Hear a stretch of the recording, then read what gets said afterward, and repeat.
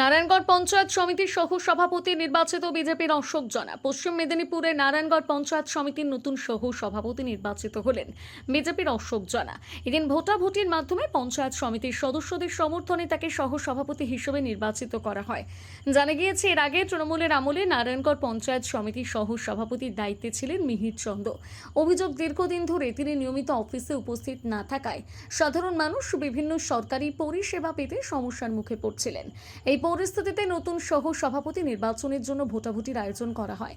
নির্বাচনে বিজেপির অশোক জানা জয়ী হয়ে নারায়ণগড় পঞ্চায়েত সমিতির সহ সভাপতির দায়িত্ব গ্রহণ করেন। নতুন সহ সভাপতি নির্বাচিত হওয়ার পর সাধারণ মানুষের সরকারি পরিষেবা প্রদান আরও সক্রিয়, দ্রুত ও স্বচ্ছ হবে বলে আশা প্রকাশ করেছেন স্থানীয় বাসিন্দারা। প্রশাসনিক কাজকর্মে গতি আসবে বলে মনে করছে সংশ্লিষ্টরা। বিজেপি জিতালো। আমি সব দিন বিজেপি করে এসেছি, এখনো করছি। আমার বিজেপি দ্বারা পরিচালিত হব।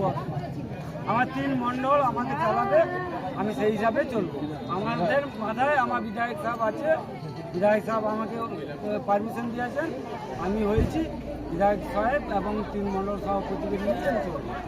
আগামী দিনে কি পরিকল্পনা রয়েছে কাজে? যাতে উন্নয়ন হয় সেটা পরিকল্পনা করবেন 3 মণ্ডল সভাপতি। আমি সমর্থন করব। আজকে সকলের সমর্থনে আপনি সহকারী সভাপতি। জনগণের সমর্থন, সর্বস্ব পঞ্চায়েত সমিতি আমাকে ভোট দিয়েছে, ও সমর্থনে আমি জিতেছি। কি নাম আপনার? অশোক জানা। আপনি কোন অঞ্চলে জিতে এসেছেন? আমি 12 নম্বর 35 নম্বর পিএসএ জিতে এসেছি।